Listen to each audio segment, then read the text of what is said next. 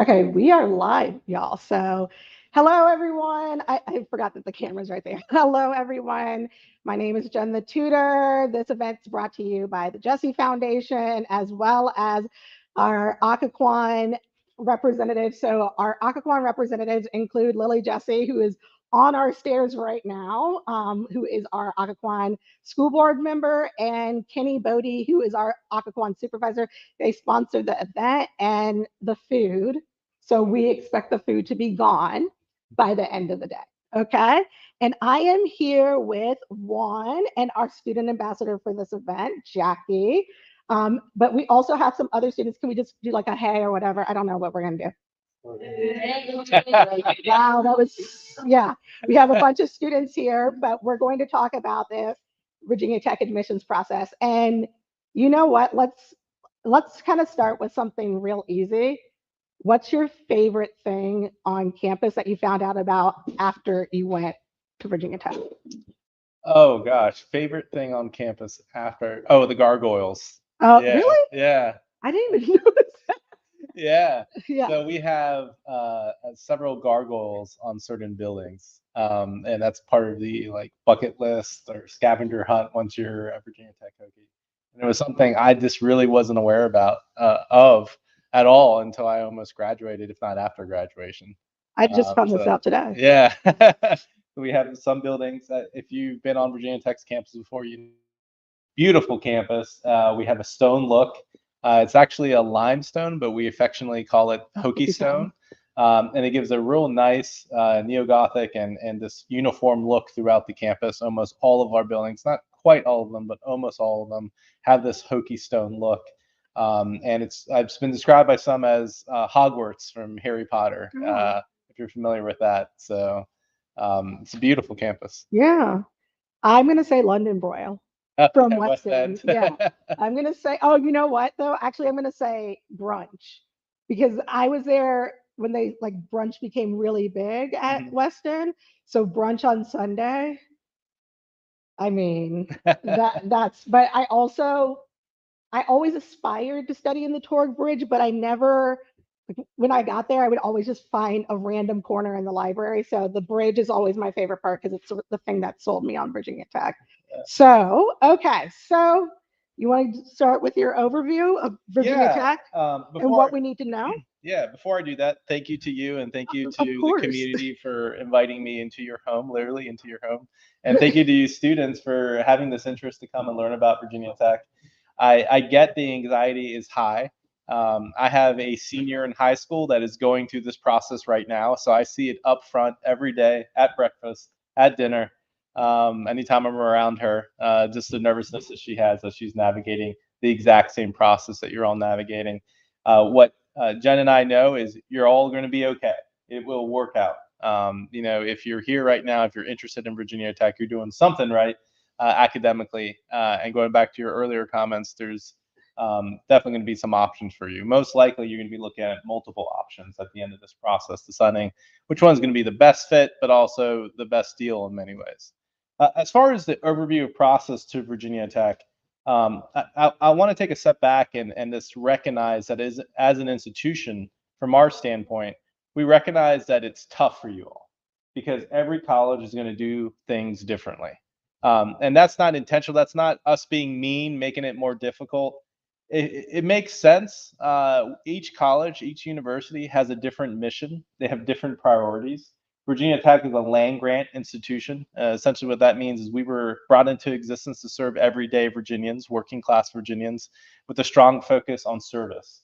So our motto at Virginia Tech is Ut Prosum, which is Latin for that I may serve. You'll hear community service like as the You'll hear that underlying theme. 1,000 Yes, times. in everything we do. Even in your academic programs and your spring breaks, you'll see different trips going out there to help communities, not just here within the country, but around the world. So as each college has a different mission and different priorities, that application, that search process is going to represent what they are pursuing. And so I point that out because as you're filling out our application, kind of keep in the back of your head as you're answering all these different questions, whether it's the essays or just the general questions on the application, what we're trying to figure out from students what match we're really trying to find, and that's someone who's very curious, Mhm. someone who wants to change the world for the better and help people, and someone who takes their academics very seriously. And so if you kind of put that as the underlying theme, it's going to make the process a lot easier. Uh, we're on the Common App, and that should make things pretty easy because most colleges are on the Common App. It's over 900 colleges now that participate in the Common App. So that should be pretty easy to figure out and find.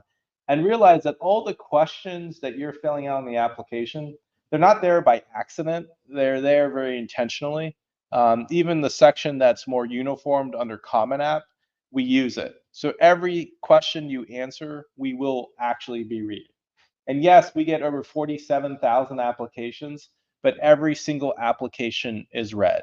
In fact, your essay questions will have at least two people reading each response. And in some cases, if their score on your essay question is wide enough, then you'll have a third reader come into play. And that's before anyone even reads your actual application and transcripts. That's going to be someone on the admissions committee. And then you're going to have a recommended decision that goes to senior staff who will finalize.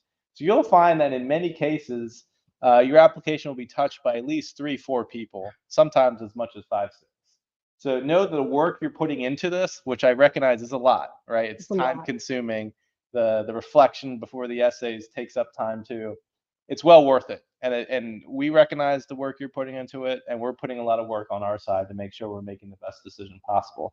But Can I don't, can I yeah, ask you though? Because I feel like there's a lot of fear that, and if you guys agree, feel free to jump in because it's also a collaborative space. But I feel like there's a lot of fear. I could get this wrong. I need to stand out in the essay. I could do this horribly. mhm. There are people going online, like they're like, why Virginia Tech? And then they go online and they say, you make sure you include this. You have to include that. Like you can't do it like this. You have to do it like that. And there's all these TikTokers, YouTube, Reddit, whatever. And so, are there occasions where maybe the essay isn't great, but the student overall is the right fit? Yeah, absolutely. And realize that the essays are a representative of a piece of the decision, but it isn't the only part of the decision. We're looking at many different variables here. We're looking at your grades, we're looking at your rigor. We're test optional, but for students who want to send in test scores, that's going to be a piece we're looking at. Looking at your clubs, organizations, involvement, and then come the essay questions. So it's pretty rare for someone to be strong across each and every one of those variables, right? You're Right. going to see strengths and you're going to see some weaknesses. And so you're right. If someone has a weakness in maybe one particular area, they're bound to have a strength in another area, Right. which will help balance them out. Keep in Does mind too that wait, we does test optional mean test preferred? no, we Okay, let's step this out yeah. because okay, let's talk about this. What have you all heard about test optional? What's your perception of test optional? You better put in your scores, yeah? So really? The schools if they're good, but if they're even mediocre, don't even think. Don't even raise your hand. Just go ahead. Oh, I heard that. Makes you look like you tried to Stand out. stand out. Yeah. So does everybody agree that your perception is that the application, your intention, your goal is to stand out? Is that what you all are told? If somebody doesn't stand out, but they're a good candidate, like what are, can you kind of walk that back? Because I feel like this standout narrative, like you have to be spiky. What is it called? You know what I'm talking No, I about? haven't heard. Okay, what's the biggest? But I'm the worst with like Oh, okay. There's a lot of conspiracy theories about like, do you want to be well rounded or do you want to have a point and like, build a little Oh, tower and things gotcha. like that. So Well, here's the truth. Look, let's start with test optional and then let's yeah. go. With test optional, we really don't care if you include it or not. That's the honest truth. I will tell you, most students who are submitting test scores to Virginia Tech are strong test takers. When you look at the average SAT for an offered student, we saw about almost 100-point increase when we went from requiring tests to test optional. And So what was the so, point? so it was from 1250 to around 1350. Okay. And so that's actually pretty common. You see that bump when the school goes test optional because Mhm. people use it strategically. And so they're going to be the stronger test takers will send it. Here's the thing, before we even went test optional, we really de-emphasized the weight. Remember the different variables that I'm talking about, the weight that testing carries in our process. That's unique to Virginia Tech. There are other schools that don't weigh it as much, but there are some schools that really do weigh it. And there are some schools that aren't test optional and they want you to be submitting it. So we want to be pretty transparent in that if you feel that it's something that will contribute to your overall profile, send it in, but you're not going to be penalized in any way. Because it's one day. It's one day, and research shows it's not a great standalone predictor of success. Now, remember, what we're trying to figure out is who's going to be successful at Virginia Tech, right? So grades, research shows, are a really strong predictor. Rigor is an excellent predictor on how you're going to do once you're at Virginia Tech. So we actually weigh rigor just as much as we weigh your grades. So we want to see the rigorous courses, honors, AP, IB, dual enrollment, depending on what's offered. We want to see those high rigor courses because research shows that you're going to be better prepared for what you see at Virginia Tech. The better prepared you are with what you'll see at Virginia Tech, the more likely you are going to be doing well at Virginia Tech. The better you're doing in courses at Virginia Tech, the more likely you are to come back for your following year. That's called retention rate. That's the percentage of students come back for their second year. Big deal for colleges and universities. Nationwide, on average, 60, 70%. At Virginia Tech, year after year after year, it's well over 90%. The last couple years, it's been around 93, 94%. So that shows that we're doing a pretty good job in selecting students that are going to be successful for what they will see once they arrive at Virginia Tech. Testing, and this is specific to our institution, found that it is not a great standalone predictor. When coupled with grades and rigor, it's a little bit more significant, but as a standalone variable, it doesn't really tell us a whole lot. The only exception is in some cases for engineering, the math section did some level of predictability. But again, I don't want you to mix that message with if you're engineering, we want you to send the score, because that's not the case either. We truly are test optional. If you're going to send it, it'll be reviewed as part of your process. But even under that setting, it's not going to be a major component because of the changes we've made prior to going to test optional. Yeah. If you decide to exclude it, you're not going to be penalized in any way. You're not. I assure you. I feel like everybody kind of thinks of it as a formula, and when the test is removed, they're like, okay, so therefore this has to go up. Like this means more now, or the essay means more now, or the supplemental means more now, or your activities mean more now. Mhm. And it's not this fixed equation. Braxton, I know you had a question about, physics and engineering and what you've done. Do you want to kind of get into that? So for the engineering college at UTech specifically, I know that it's very heavily, it basically single files every single engineering that you have into one line to start. So during the application process, let's say you have someone that's doing comp sci, someone that's doing biomed engineering, and you have someone that's doing physical, like mechanical engineering. Yeah. They're going to have very different prerequisites coming out of high school. And when you throw them into a general physics, math-based engineering course, your bio student's going to struggle not only in terms of the rigor, but also in terms of stacking up the other students who may have taken physics courses and engineering courses as a prerequisite just so that they look better. How does it stack up? Yeah, well, let me take a step back. So you're familiar with our process. That's great. So everyone starts as general engineering once you're at Virginia Tech, and you have a year essentially to declare what path you want to pursue. At the point of application, you have the option to identify as undecided, which is essentially general engineering, or you can identify one of the specific paths within the College of Engineering. We have over 12 to choose from. The path you choose can impact your admissions criteria. I want to be clear on that. So there are some majors that are going to be much more competitive than others when looking at the specific path. Which ones are those? Aerospace engineering is continually competitive. I know our initial offer rate last year before, well, actually, no, it stayed because we didn't go to the wait list last year. It was very low. It was around 10%. Initially, a single person, I think the year prior, we were at single digit offer rate. So that one's really competitive. There are other majors within College of Engineering that are a little bit more accessible. And that's because those departments are growing: computer science, computer engineering. And if you think about it, that makes sense because we're launching a new campus up here, the Innovation Campus, right outside of National Airport. which its focus is going to be very heavily on those two areas. And so we have promised to the state a certain number of degrees will be delivered, and those two majors are key to that. So as the college has been growing, it hasn't grown a ton, but any growth it has experienced these last 3-4 years, really a lot of that growth has been segmented for computer science, computer engineering. So as far as how does everyone do once they're there, you're right, it's very general for that first year. And you do have different math backgrounds, but that's why during the review process, we're really trying to focus on the math and science components. We love to see the calculus, not a requirement, but we love to see it. We understand that for some students, some schools, they may not be able to offer to a higher level, but we're always looking at you within the context of your high school too. So if a student, I just lost it.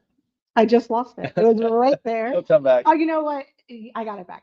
If a student is not sure, and I think this is a common misconception in the admission space, if a student's not sure what a major to apply to, and they're hearing, oh, apply to this one because it's easier, or apply to that one to avoid this one, and things like that.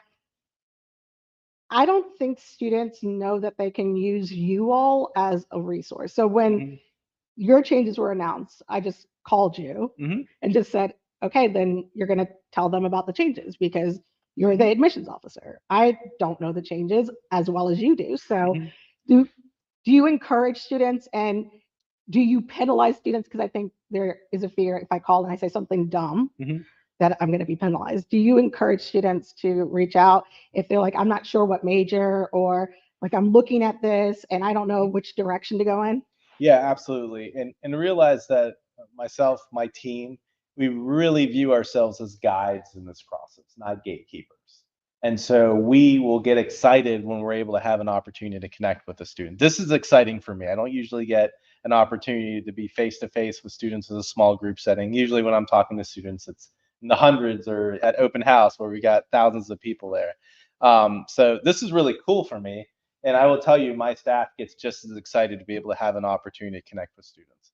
So whether it's email, whether it's phone, whatever you're comfortable with, we want to be there to help you along this journey. You'd be surprised. A lot of people think, oh, it's Virginia Tech. It's a huge place. Like, it's going to take me 5 hours to get through to somebody. And then, I'm going to feel like a number. No, most people are relying on electronic communication nowadays. Very few people call. So it does not take long to get a human within our office. You're looking at just a couple of minutes before you're able to connect with an actual admissions counselor. And is there one for this region?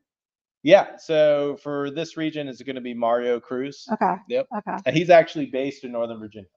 So it was important where a lot of colleges are moving to like regional recruiters out of state.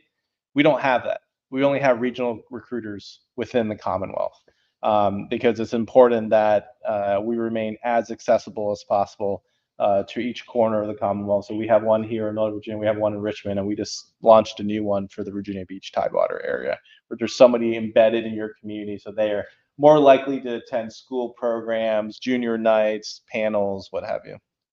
Okay. Who's heard that Virginia Tech doesn't like Northern Virginia students? Anybody? Or who here has heard that Virginia Tech's only going to accept a certain number of students from each school? Thoughts? Why do you not like Northern Virginia students? Well, it comes as a surprise to people when I tell them the director of admissions is from Northern Virginia. Yeah, but why did you turn against us when you went to Virginia Tech? I promise you, I have not turned against Northern Virginia. Why do you think there's that perception? I'm not. Well, the perception is you're dealing with a high volume area, so your high schools tend to have more students, and with a larger group of students, you're going to hear more experiences. And this isn't specific to Virginia Tech, but I'm sure it's going to be spilled over to a lot of the other flagships in the state and other regional schools that are competitive. And so it only takes one person to say, I didn't get in, or that one outlier that just sets the perception for everybody. When you look at the population of Virginia, we're around Northern Virginia. I know it's a debate on how you define Northern Virginia. How do you define Northern Virginia? I define Northern Virginia as pretty much Northern Virginia. Fairfax, Loudoun, Prince William, Arlington, Okay. kind of Alexandria, Alexandria, yeah. and all the cities and within, Okay. What Um, about Fredericksburg? uh, Is that pushing it? that's pushing it for me, honestly. Okay. Yeah. But well, we actually have a specific list of zip codes that we'll have. But your population represents about what 40% of the Commonwealth. Your representation, our incoming class, year after year after year, is over half our class. So if you're looking at just the numbers, you're overrepresented when looking at within the representation of the Commonwealth. Um, Now, this is another part of that perception is our schools are really good. And essentially, this is how the argument breaks down. We have some of the best school systems up here in Northern Virginia. Hence, we have the strongest students, the brightest students, and the best minds. And that is true to a certain extent because your evidence in that is go to Fair Oaks college fair, go to any college fair. I think Garfield has a college fair too. That that and you will see what hundreds of colleges from all over the country there to talk to you about the chances of you attending school. That just shows the value of the value that you can bring to each of these campuses. They're here for a reason. With that said, there are also a lot of smart kids throughout Virginia too. So the intelligence isn't coveted and only monopolized by Northern I Virginia. feel like it's coveted to this room. Does anybody else getting that perception? There are some great schools in the Richmond area, Tidewater area.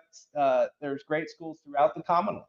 Look at the school my daughter's attending, Blacksburg High School.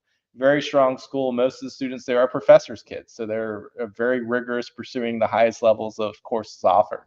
So I think it's obviously you have volume, and because you have volume, you're going to hear different experiences, you're going to hear different stories. But one of the things I will caution you is not everything you hear might be accurate because there's a lot of emotion within this process. Right. When parents are telling stories, that's usually how it goes through the grapevine. When parents are sharing stories of, oh, my 4.0 student didn't get into Virginia Tech, and they're valedictorian at their school. Well, anyone in Arlington above a 4.0 is considered valedictorian, right? And so there's a grander, anybody above 4 is ranked number 1 in their class in Arlington. So there are complexities in each of these school systems. There are complexities that it is our job to understand, to help us figure out who is the right student to fit. Now, with that said, too, I know Virginia Tech has grown more selective, but keep in mind, we're still saying yes more than we're saying no. How often are you saying yes? Let me get to that. So 47,000 applications, 7,000 spots, give or take. We're 85 this year. All right. That's what people hear. Now, the truth is, the takeaway is we offered 7,085 offers, right? Because that's who made up our class. All right. Believe it or not, there are students out there that are offered admission to Virginia Tech who decide not to come to Virginia Tech. I don't get it either, but it happens. And look at yourselves. You all are most likely sending several applications out. All right. I can already tell you all are a smart group. You're going to get multiple offers, but you can only go to one school in the fall. And so what's happening is, as the anxiety has grown in this process, the number of applications students are sending out has also grown because people are freaking out. They're like, I need to make sure I get into somewhere. So I'm sending, where back in my day, it was 1 to 3 applications. Now we're sending 10. I came across a student the other day who sent 52 applications out. All right. So that kid is only going to one school. Right. They might get a ton of offers, maybe dozens of offers, but only going to one school. And what this has caused schools is that you're seeing our yields rates, and this is not just Virginia Tech, but a lot of institutions across as applications have increased. You're seeing yield rates drop. In essence, the percentage of students saying yes back to our offer admission has kind of gone down over the years, into which we have to offer more students. And so at Virginia Tech, our offer rate's around 56%. So you do the quick math, 56% of 47,000 applications, that put you around 25, 26,000 offers. So when you hear that, then you kind of have to, relax a little bit and realize that Virginia Tech is saying yes more than they're saying no. All right. And we're considered a selective institution. When you actually look at and you ask that question from institutions, because I think there are a lot of institutions that like sounding like they're competitive and super selective. So then when you do get an offer, you feel really special, right? You're like, oh, I got an offer to the school, and they only have a class like this, and they get 10,000s of applications, what have you. But I think it's our role as a land grant that we shouldn't seem competitive. We shouldn't seem selective, because we're supposed to be accessible as the flagship, as a land grant flagship. And so we're at kind of the opposite. We're always trying to spread news about, or educate people about our offer rate, to let them know that yes, we have gone down some these last several years because applications have increased, but we're still saying yes more than we're saying no. And realize too that your major will have a direct impact on that offer rate. So that offer rate, as I mentioned, for aerospace is really low. Another major, it's really high. Let's use music. Music's offer rate was over 90% last year. Now, before everyone goes and submits an application to music because they want to get into Virginia Tech, realize that music only has 20, 30 spaces. And so, it's important for you, and this goes back to your earlier comments, don't approach this strategically. That will backfire. And here's a great example of that. Public health was a major we released mid-cycle. So after we released the application, we introduced this new major. The offer rate for that first year for public health was very, very high. It's a great program, excellent program, especially after COVID. You think about how health, impacts our day-to-day lives and policy making. It's an excellent major. But when people went on our website, because we're very transparent, we list the offer rates by major. When they went on there and they saw public health, and they saw the offer rate was well over 90%, they said, I want to put public health down because I want to get in Virginia Tech. I don't care what I want to major in, so I'm just going to put public health. The following year, guess what happened? We got a lot more applications for public health and the same number of spaces for public health. So you saw the offer rate drop significantly because too many people were trying to purchase strategically. My advice to you, and the reason why we're transparent about this data, is we want to align your expectations with reality. We're not trying to get you to strategically find a back way. There's no back way into Virginia Tech. Put down what you're truly interested in, and then that extra information can help align your expectations. It's meant to help relieve your anxiety versus add to it. Who was thinking? Go ahead. Okay, yeah. So for the students who aren't necessarily like accepted into aerospace or like a strand of engineering or like overall engineering college for Virginia Tech, are they considered for other parts like electrical, mechanical, other parts like that? Yeah, great question. No, so we don't have a second choice major. The major you put down in the application is the major that you will be reviewed for, and that's the only major you'll be reviewed for. So if a student is not sure what major, they can look at the data to see strategically, right? But then the second thing that they could do is, one of the things that I recommend is sit down with an admissions officer and say, this is my transcript.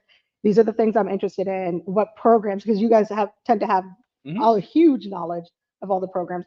What programs do you usually see students like this go into? Is that an appropriate because they're question? able to talk about their interests, their strengths. We can try to align different major programs that we offer to where those strengths and interests are. So yeah, I think that's a perfectly okay conversation to have with one of our admissions people. We're not necessarily career or life counselors, but a lot of times you're still pretty broad on your interests. So that's to our advantage, because we've got a lot of programs we offer to where we can say, okay, you like that? Here are some programs that kind of align to that that you might be interested in. And then also we have undecided majors, not just undecided at the university level, which is called university studies, but we have undecided in each of our academic colleges. And so if you're undecided what you want to do in business, you can do business undecided. If you want to do something in science, but you're not sure what major, you can do explore science. Same thing with each of the different colleges that we offer.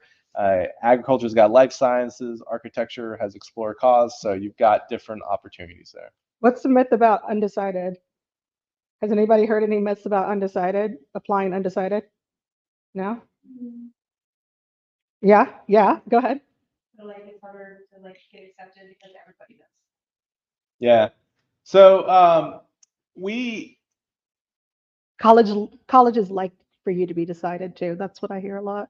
well college, if you know what you want to do, it simplifies the whole process, right? Hmm.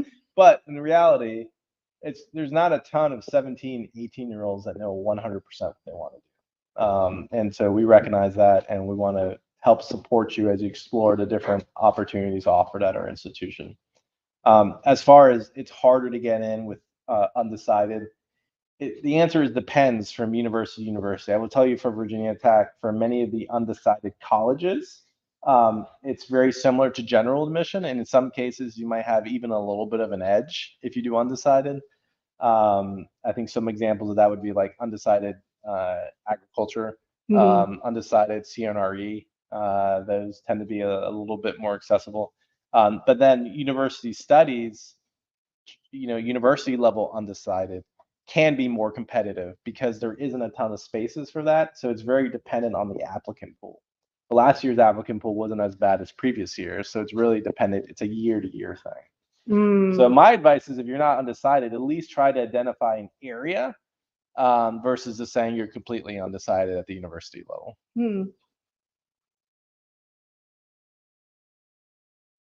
Yeah. So once you like apply for like certain area of engineering, you're like bind it to, like that's what you have to major in? No. So you have a year to explore, and then you will declare what path you want to pursue. Some of those paths have a GPA requirement for once you're at Virginia Tech to be able to meet. Why we're asking for your major beforehand, even though you're not bound to it, is for enrollment planning purposes. We want to try to plan that we're not going to end up in a situation where our entire engineering class, which is about 2,300 students, we get about 19,000 applications. The 2,300 students aren't in just one major, and then there's not enough room for everybody who wants to study that. So it's our attempt to try to do some enrollment planning to make sure we have a balanced engineering class, just like we have a balanced incoming class. If you like aspects of STEM, but you don't like calculus and you prefer stats, what major would you?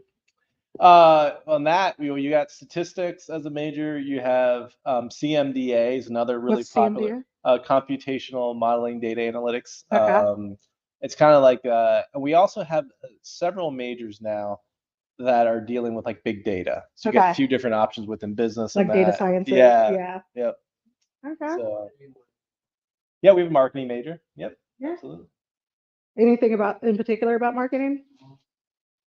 So I think I messaged here for admissions, Mhm. and they said that taking stats in high school is good for marketing. Is that like something Yeah, it's tough to say which class in particular is good. With marketing, I think that makes sense when you're looking at some of the prerequisites that you're going to be doing once you arrive at Virginia Tech.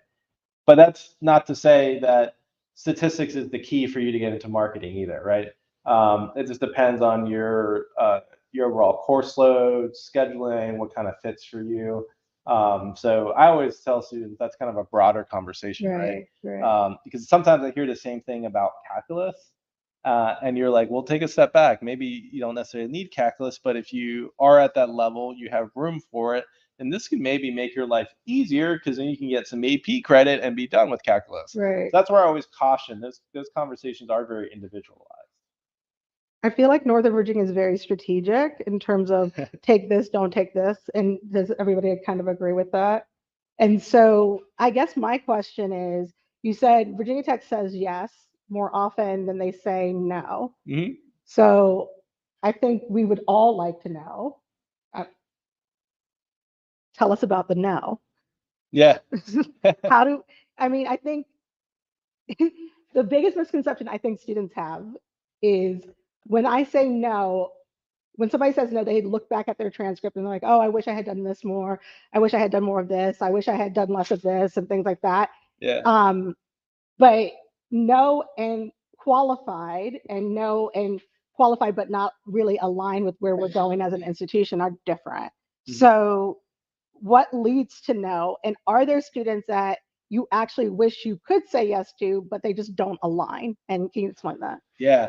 So most of the time when we're not able to accommodate someone, it's because of space. It's as simple as that. And here's the evidence of that. So a lot of people, when they think of the 47,000 applications, they're thinking this is like a representative of like your senior class, right? You've got students that are weak, they're in the 2.0 region, and you've got students that are superstars that are in like the high end, and then you've got a bunch of people in between.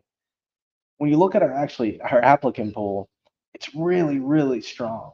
It's very homogeneous in many ways, in that the average of our applicant pool is about 4.0. So think about it. The average GPA for 47,000 people is about 4.0 in our applicant pool.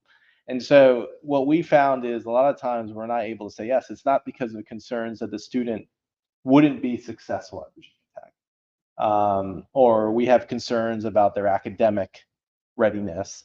That's very, very rare. And most of the time it's because we have X amount of seats and we have a whole lot of applicants, and we're trying to review that group as holistically as possible. But who we're not able to accommodate, I'm the first to admit, are incredible students still.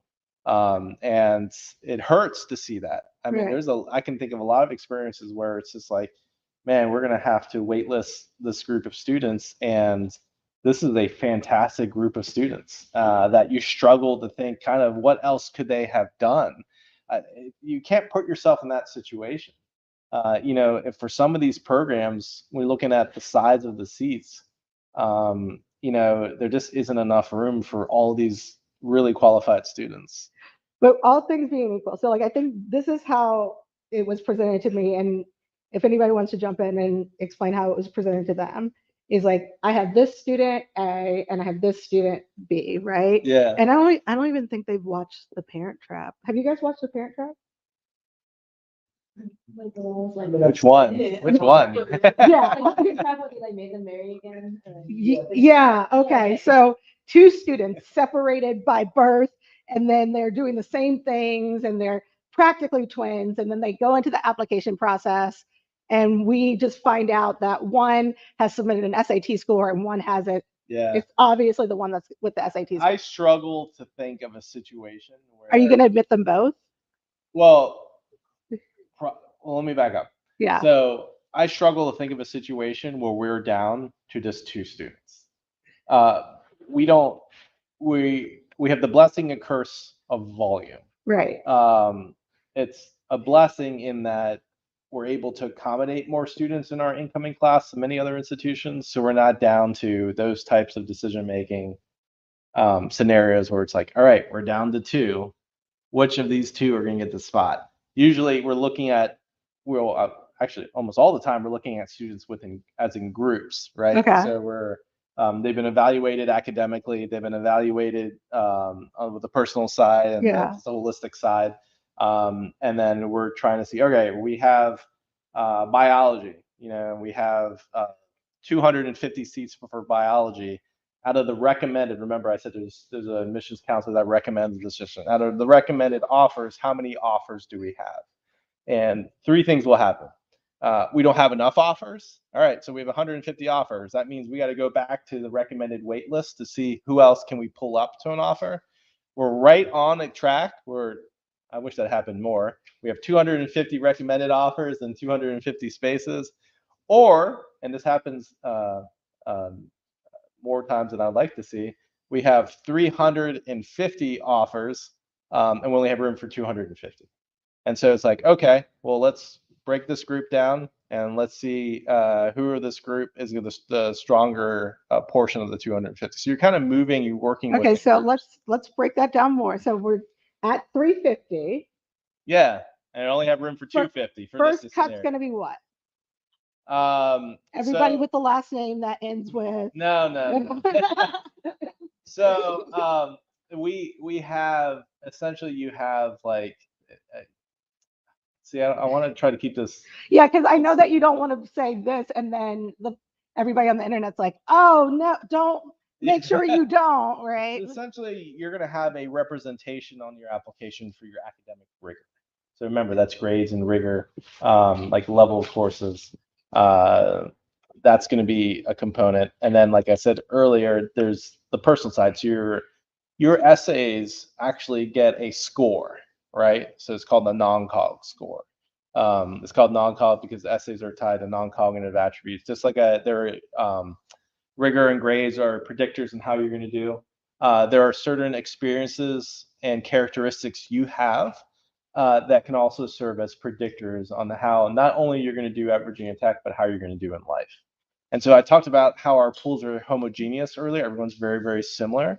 Well, that holistic piece can really help us separate students in many ways.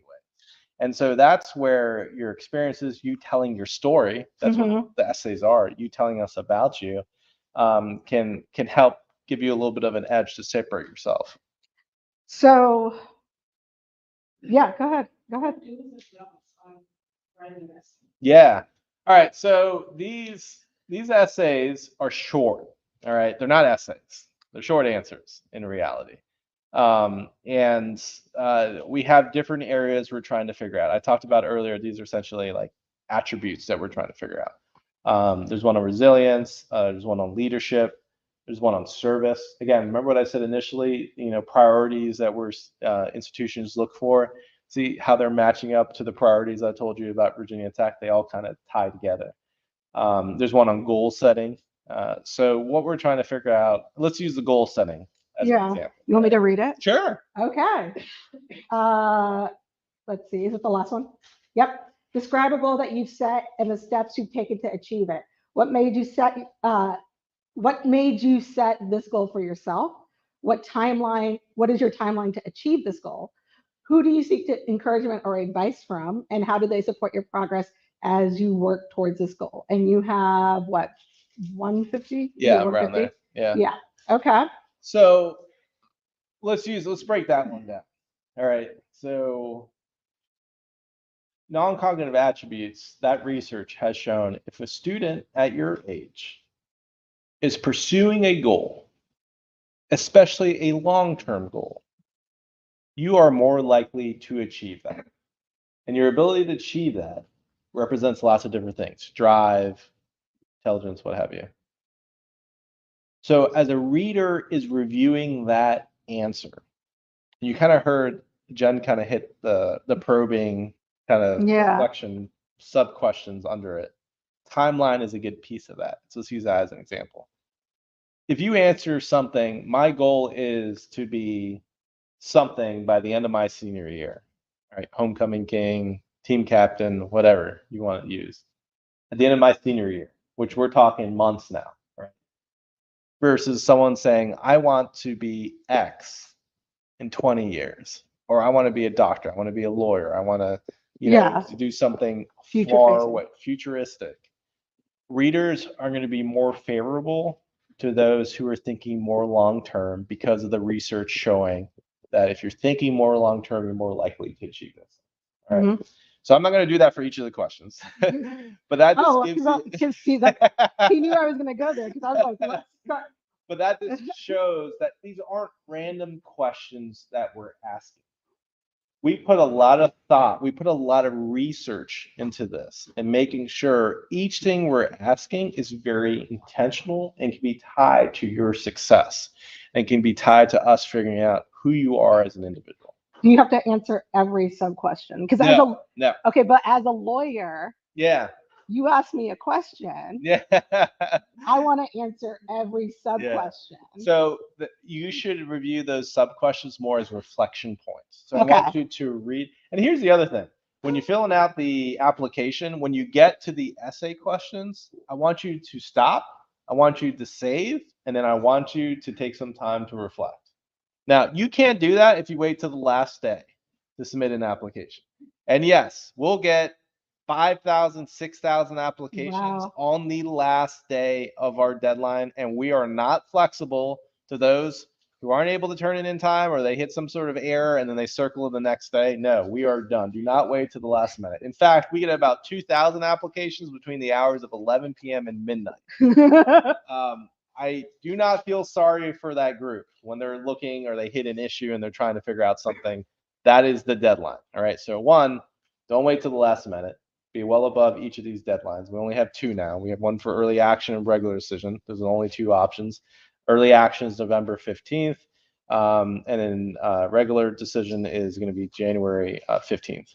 So, plan ahead, but pause, reflect. These questions are a big deal. Don't just write them, fill out stuff because you're trying to finish the application. Pause, reflect. This can really be to your advantage. And so those sub questions are meant to be reflection points. So if you read the first line, you're like, what are they looking for? Those sub questions aren't necessarily things you have to answer as much as they should be part of your thinking process, your reflection process on how you're going to answer. You know what's ironic? So when you look up your UPROSM questions, Yeah. of course, this is how you do it.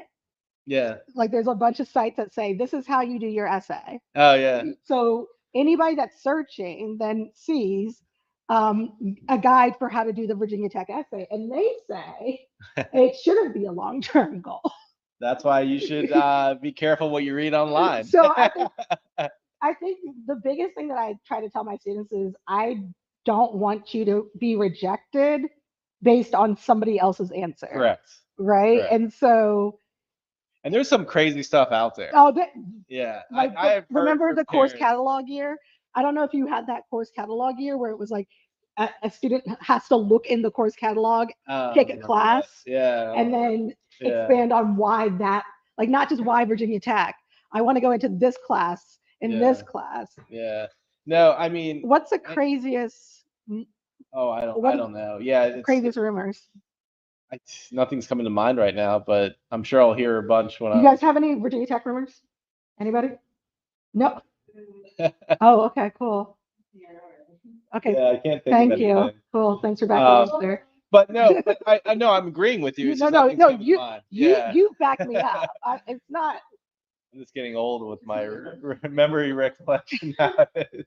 But yeah, a lot of times the sources of those rumors are my neighbor said, or my neighbor's kid, or my friend, or my son or daughter's friend didn't get into Virginia Tech, and they wrote about, or they have a lot of the youth, as we call them, the youth. You all are the youth.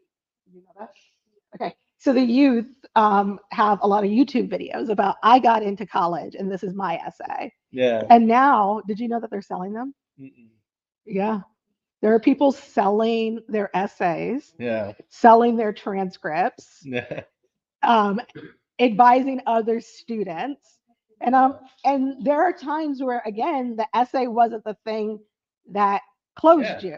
So it's like, that was congrats on getting into Virginia Tech, but your goals essay wasn't an essay I would replicate. And that's kind of, I know we're going to go off a tangent now, but that's kind of like AI's role in all this, right? And there's this concern that students are going to use AI, ChatGPT, to answer these essay questions. And then, now, they're using this to their advantage and they're going to trick institutions.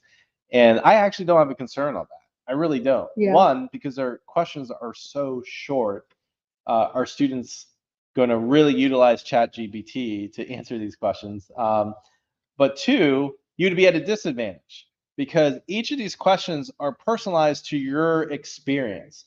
And so if you're not actually telling us your actual experience and you think ChatGPT, even with little pointed words and words that you're going to fill in to focus on that, are going to do a better job than you telling your story, you're wrong. I'm not afraid of AI.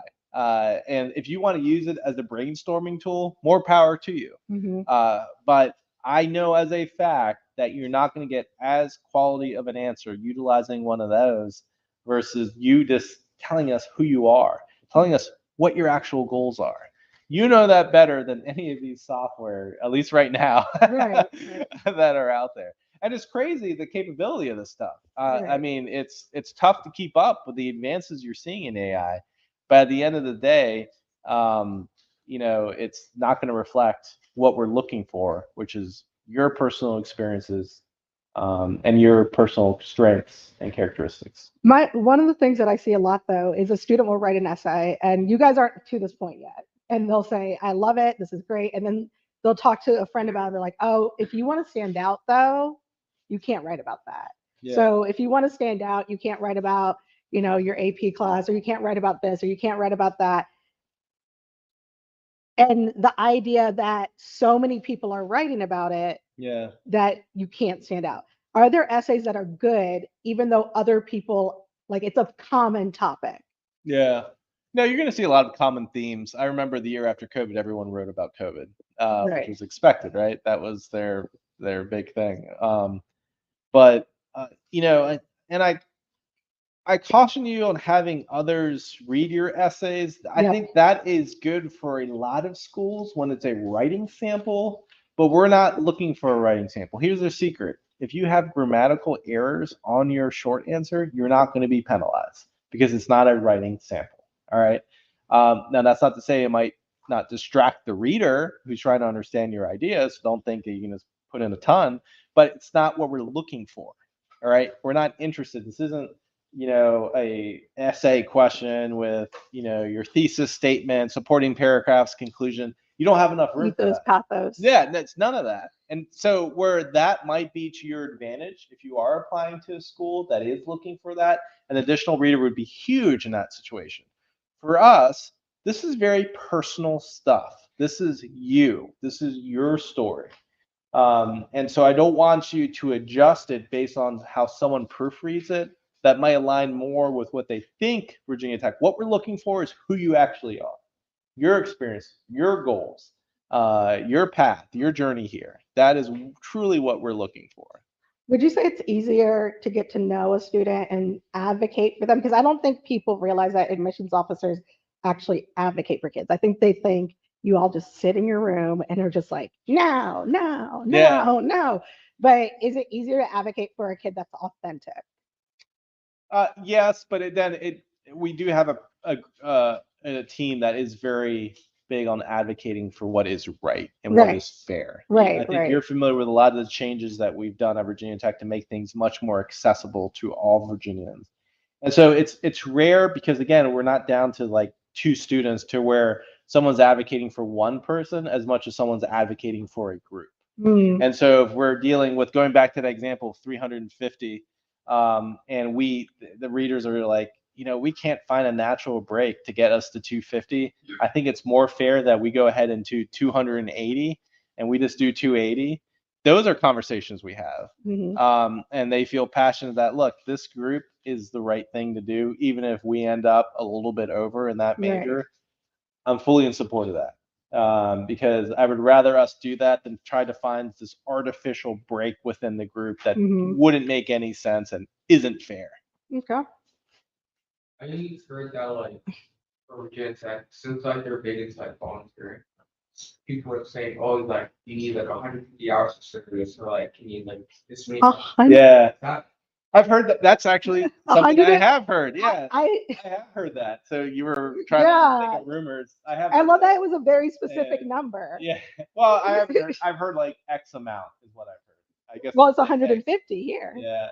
So it varies, but no, there isn't a particular number of hours that will be a silver bullet in our process. What we're looking for is impact, right? And realize service, and this spills over to leadership too. Yeah, yeah. We don't traditionally, we're not thinking of this to traditional roles and means for that, right? You can have leadership without being class president, without being president or lead or captain.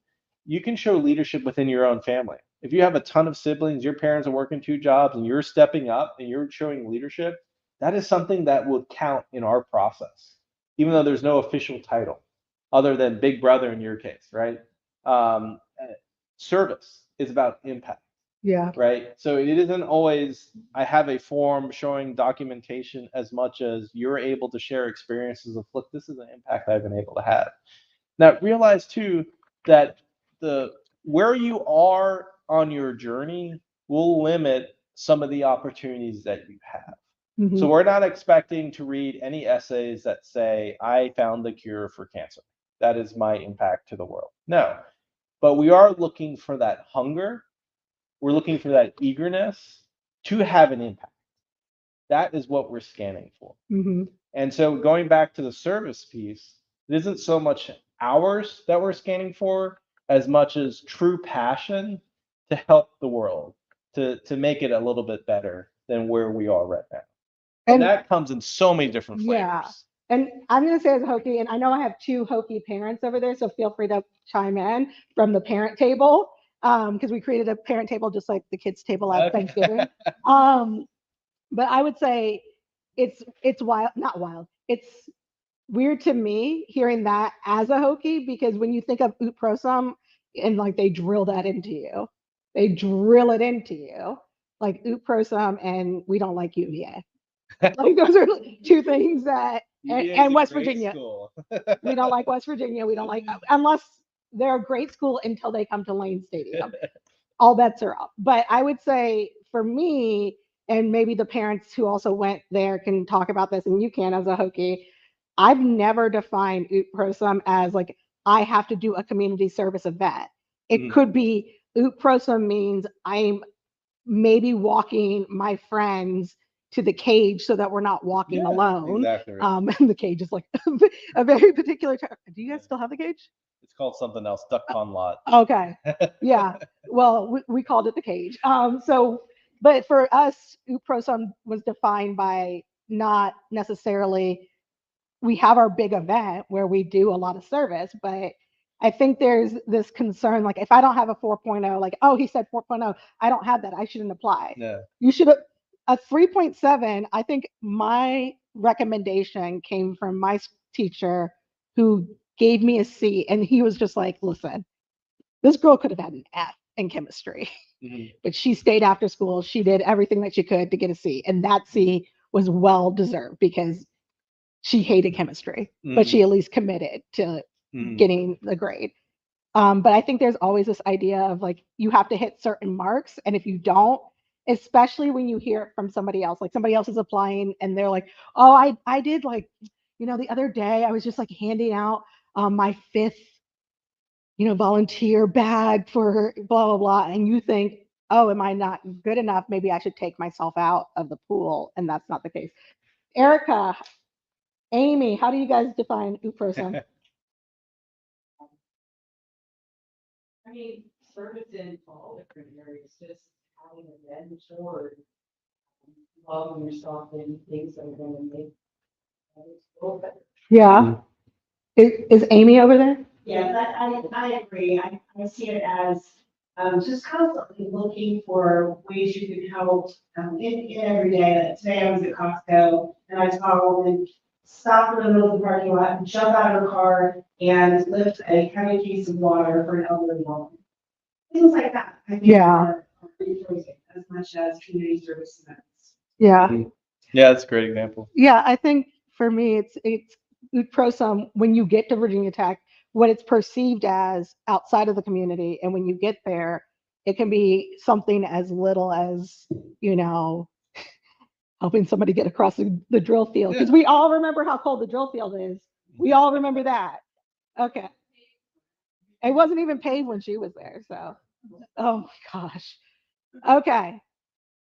Y'all, you got to jump in. All right, I have a question. So, Yeah. how do you guys consider like kind of programs around, I guess, Virginia, like governor's school, I guess? Like, how do you guys consider that into your rigor and stuff like that? And do you like Fairfax more than us? We like everybody. So as far as the governor's school, that is something we take note of. Really, though, the weight you're going to have as far as a benefit from that is going to be in the rigor of courses that you're taking, right? Because you're going to take much higher level courses being as part of that program than you would if you weren't part of that program. So that's like the most direct benefit you'll have from that. Right. But we often read about it in the short answers too, as experiences from that, so that can help you as well. Did you hear because we do have students in Prince William County, nobody here right now, that go to TJ, and we heard that you all hate TJ. No, that's a great school. We don't hate anyone, number one. Do you like certain people more? No. Because I've also heard that you like Fairfax more than us, that you Yeah. perceive Fairfax to be more rigorous than us, and that we are behind in Fairfax. That's the perception. Yeah, no, I don't. I'm not aware of that perception. So you like Prince William the best. Thank you. No, when you're looking at when you're looking at this, the opportunities you have anywhere in Northern Virginia, you have some great school systems. You've got some great leadership. Great leadership. And so you're in a fortunate position to be in, which will result in a lot more options than I think than some of your peers across the country. I think we're really fortunate just to be in the Commonwealth when looking at the different Yeah. options you have for higher education. Excuse me. Yes, sir. Okay. Questions, guys? Any questions? I can keep going. Go ahead. As the admissions officer, what are just general things, like if I was to say you're applying to any other college, what do you look for as a whole rather than just the B10 admission process? It's so I guess it's tough to speak more generally than just the process I know. And it kind of just circles back to what I said earlier. We're just trying to figure out who you are and how well of a match you're going to be for our institution. I would expect other admissions officers are doing the same. So where we talked about our priorities and where they're being tied in, I think they're trying to figure out the same thing on how well of a fit you would be within their community. So it's there aren't. I mean, you've got obviously the academics, which every admissions counselor would love to see strong academics, strong rigor. I mean, that's pretty uniform across the board. But as far as on the holistic side, I think that will vary a little bit, right? I've come across peer institutions that don't value service, and it's not because they don't care about service. It's just that there are other things that they're really prioritizing right now, right? That are important to that institution that they're really trying to figure out from you. What are you doing in those areas? So it's tough to speak generally. Like I said at the beginning of my remarks, everyone's going to do things differently. And even within the institution, it can depend. Like I was talking about majors. So you can be a rock star in some real key areas for one major, but if you're looking at another major, it might be a very different admissions criteria for that. I think your question kind of gets to this like general perception of like, how do I kind of not specifically your question, but like how do I game the process? Like how do I stand out? How do I make my mark and things like that? And I feel like the best applications I've worked on are applications where it's just like the student gets to a point where they're just like, this is the truth. This is who I am. I hope that we align. Based on some of the things that I've seen, I think we do align. And if we don't, we don't. But I think I was talking to USC, which is a very different institution, very different. And they were like, we reject over 80% of our students that we reject are qualified. Like they could come here and they could do the work. It's not the qualifications. It's just, yeah, I see your vision and I see where you're going to go as a student. And I know we're not going in that direction. So, what are the priorities that you guys have this season in particular in terms of this institution? I know the Corps of Cadets is always one. Research is growing. As we surpassed over $500 million of research taking place on our main campus. We have a grant that was announced this morning, a $50 million grant to expand our research in fighting cancer that we base in our new Carilion medical area in Roanoke, Virginia. And that gift was done by a foundation focused on trying to find a cure for cancer. So I think research will continue to be a priority. You'll understand when you arrive, decide to come to Virginia Tech, that research is very woven into the experience. The professors will talk about the research he or she is working on the first day of class. At the end of the explanation, they'll look at the class and say, hey, if this is something you're interested in, hang out after class and you can get involved. And it's as simple as that to get involved in research, not only in the area of study you came to learn about, but other areas that might be of interest to you. And that interdisciplinary focus is really important. We want you to come and not just learn one area and nothing else. You're finding in our society some of the neatest and most successful things are coming from those intersections, right? From whether it's arts and technology. Look at your iPhone, right? That was born from that intersection. Or creativity and technology too. I mean, there's so many different examples out there. Right. But we want to make sure you're leaving well-rounded, and we also want to make sure that we're not just putting a VT stamp on you. This isn't trying to find the best and brightest, most likely to graduate, get out of here stamp, and look, they're going to represent Virginia Tech. We really want to elevate not just your learning, but your growth while you're at Virginia Tech. Mhm. And that focus of you leaving Virginia Tech as a better person, but also someone focused to be a change agent Mhm. is really important to us. You'll find that when you're hearing other schools, universities talk, sometimes it sounds like they're just trying to put a stamp on somebody. Yeah. No, we're so much more interested in being part of your journey than this doing that. I hear a lot, like, even when you said research, I kind of scan the room visually, Yeah. because then somebody here or online might say, "Oh no, I didn't do research." It's tough at this level. Like, Very it's like, tough. Yeah. well, am I a good candidate? And I think the thing is you don't have to be a fully baked Hokie Yeah. to apply to Virginia Tech. I had never done research Yeah. before I went to Virginia Tech. I think the core, could you say, like, in my mind, when I'm looking at a student and I'm trying to determine where they're going to go, one of the cores I look for in Virginia Tech students is a student that, like Amy said, would get out of the car and go grab some water, or is kind of thinking about the people around them, not just thinking about themselves.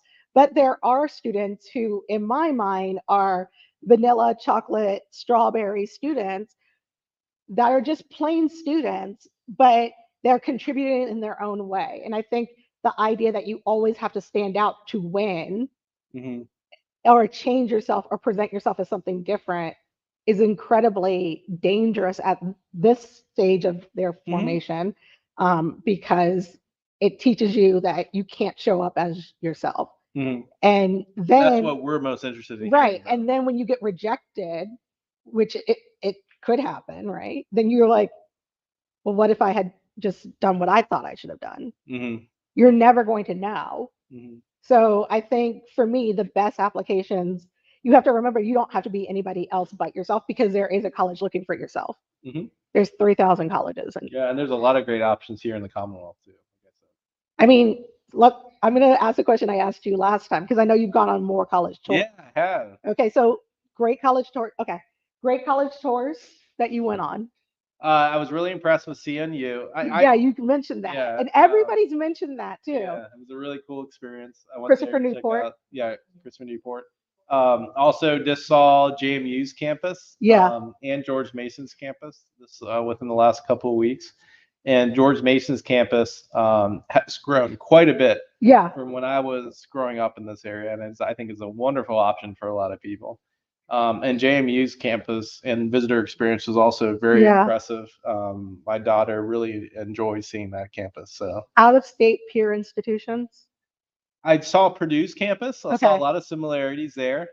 She checked that out. I was fortunate to see Boise State. That Oh, was a that's a good cool one. experience. They have a big blue football field. That was kind of cool. So yeah, Are you scared of Georgia Tech? Coming to I've good church. not been to Georgia Tech, but Okay. I've Or my Clemson. peer Rick Clark Yeah, is yeah. dean over there, and he's a fantastic guy. And good resource, yeah. Yeah, and I've always enjoyed every conversation I've had with him. I just haven't had a chance to really go into that area a lot. And what was the other school? Clemson. Clemson's campus I've been to once, and I see a lot of similarities to Yeah, Virginia Tech's Clemson's really coming up on the process. Okay, so we only have like 5 more minutes. Does anybody have a pressing question? I have to ask it. And please know if you have any additional questions. I'm going to make sure to get the contact. I mean, I have Juan's contact. But I do have a question about affordability. But does anybody else have any other questions that we have to get to before we go? Yes. So as the application deadline moved, will that change the acceptance and how that affects looking to other schools as well? When will we know? So this is the honest truth. We're not sure yet. And here's why. When we moved up early action to now it's November 15th, previously it was December 1. That gives us 2 weeks head start. But the unknown is how large will that pool be? And so we want to be transparent. In previous years, we've always announced when our notification date was, at least general time period. And everything you look at right now that says TBD, it's because we want to see the size of this pool before we commit to when they're going to be. This I can promise you. We want to let you know as soon as possible. Research shows that it is to the benefit of the institution if they're able to get the final decision out to students as quickly as possible. So we are aware of that. That's our main motivating factor, is to get it to you as soon as possible. But we're dealing with a lot of volume, and so we don't want to put us in a situation where we're just not ready, and then we say a date and then we're not ready at that point. Everyone's upset. We'd rather just play it safe. And then this year should make future years much easier, and then we'll use it like we've done before as a guide. So next year, unfortunately, your group is suffering a little bit this year, but future groups will have a general idea based on how this year goes on when their notification. I don't think you're going to be waiting a long time. I think we're talking weeks here. But even right now, it is September 12th, and we only have about 1,000 applications that have been submitted. So Is there an advantage to submitting earlier? I think it's less stressful, but no, No, there's like as in, advantage. No. like if you submit September rather than Yeah. October. No. Okay. Yeah. Yeah. So when we're doing our essays and something, what is the best way that we can like express ourselves and like show admission scholarships like who we are? Yeah. It's just being genuine. Yeah, just being yourself, talking about experiences. Now, we will not utilize the Common App essays. So we don't read those. We don't do anything with Oh, those. really? No, we're just going to be using the VT ones. Okay. Those are the ones that we utilize. That's actually okay. Wow. Go ahead. Yeah. Okay, I heard a little about VTech, that VTech necessarily kind of pushes more up the the supplemental essays you give us, like you guys look up more of that instead of like other factors that could get it, like other variables to our like application. Is that true or not? So which one do we lift up? Like you guys necessarily look more at the supplemental essays, like that's As your main- opposed to, as like- it- yeah, like, you guys look more at the supplemental essays to like admit someone rather than like other variables as well, like. Oh, yeah, as a way, yeah, I would say, and I think I tried to communicate this earlier, it is a big deal in our process. Yeah. So I would take the time when you're answering our essay questions. I mean, it's hard to say the exact weight, but I will tell you it is a big deal. It can be the difference between a wait list and offer because of the way it can separate you from others. Yeah. Yep. Affordability. So Yeah. why do you want us to be poor in Northern Virginia is my question. So I know you guys are working on affordability. Absolutely. A lot of students have the perception, I'm not going to be able to afford Virginia Tech. They're not going to give me any money. And the last question is, a lot of things have changed. Can you tell us what has changed in the process, like legacy and things like that, and what has stayed the same? Yeah. So affordability first. So affordability, it's definitely a commitment we have made. President Sands at the last Board of Visitors meeting explained how we're going to be pumping in millions more dollars into the upcoming admissions cycle for affordability. It's going to be a huge focus on our future fundraising campaign too. We know it's an area that we can definitely step up in. I think we've been pretty transparent in that. Yeah. And so we're now putting into action some key initiatives to really hopefully move the needle on that. When looking at the steps you need to take, you guys send in the FAFSA, which unfortunately you're having a delay this year. Yeah. You're not going to get it till probably late December is what I'm hearing. And then you have a quick turnaround to get it in for a priority for some institutions. For us, you have that, the FAFSA, and then you have the general scholarship application. I urge you all to do both of those. All right. Yeah. You need to submit both of those applications. As far as changes, we've discontinued early decision. So we only have early action and regular decision. And I feel that really simplifies the process, makes it more equitable too.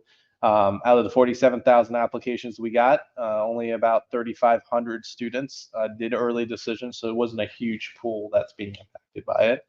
And then we discontinued Legacy, and we've been pretty transparent about this. We haven't been using Legacy for the last 2-3 admission cycles. We've been able to show that the representation of Legacy students have remained the same.